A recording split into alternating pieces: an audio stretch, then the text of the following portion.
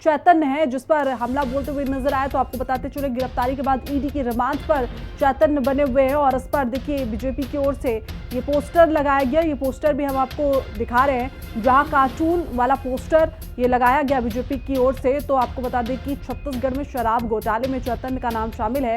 तो गिरफ्तारी के बाद लगातार पोस्टर वॉर अब शुरू होता हुआ भी नजर आ रहा है। तो बीजेपी ने कार्टून के जरिए अब विपक्ष पर हमला बोला। छत्तीसगढ़ शराब घोटाले में चैतन्य को आरोपी बताया गया है। फिलहाल गिरफ्तारी हो चुकी है और ईडी के रिमांड पर चैतन्य बताए जा रहे हैं। ये बड़ी अपडेट इस वक्त की आप तक पहुंचा रहे हैं, जो कि छत्तीसगढ़ से सामने आ रही है, जहां छत्तीसगढ़ शराब घोटाले में आरोपी पर बीजेपी की ओर से देखिए पोस्टर वॉर नजर आ रहा है। और पोस्टर भी हम आपको दिखा रहे हैं, जहां पर लिखा है अरे यहाँ कैसे, और कई पुलिसकर्मी भी उस पोस्टर में नजर आ रहे हैं। तो आपको बता दें कि शराब घोटाले में चैतन्य का नाम है और ईडी के रिमांड पर इस वक्त चैतन्य है। तो आरोपों पर चैतन्य बघेल के जो आरोप लगाए गए थे उस पर बीजेपी की ओर से ये पोस्टर अब चस्पा किया गया है।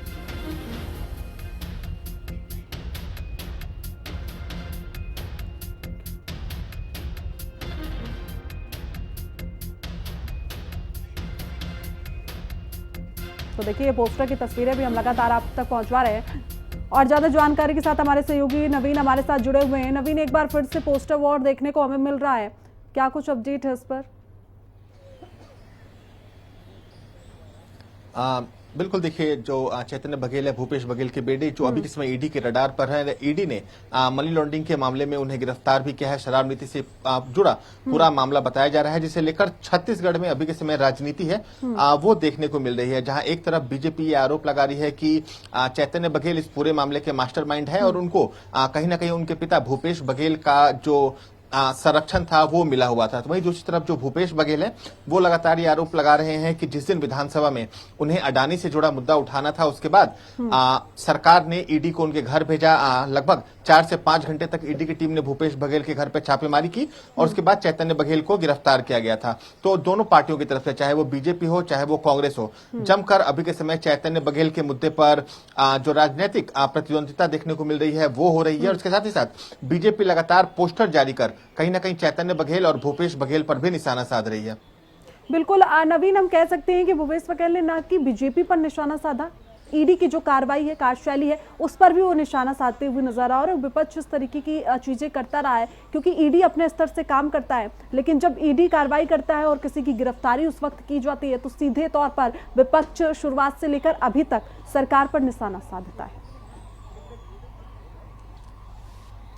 देखिए, इसके पीछे भी एक बहुत बड़ी वजह सुप्रीम कोर्ट भी है, क्योंकि कई ऐसे मौके आए हैं जब सुप्रीम कोर्ट ने ईडी को कई मामलों में फटकार लगाई है और यही वजह है कि जो विपक्ष है वो ईडी की निष्पक्षता पर सवाल उठाता है। लेकिन ईडी एक स्वायत्त संस्था है, ईडी की अपनी कार्यप्रणाली होती है और ईडी के पास कोई अगर सबूत या सुराग होते हैं उसके बाद ही ईडी कार्रवाई करती है।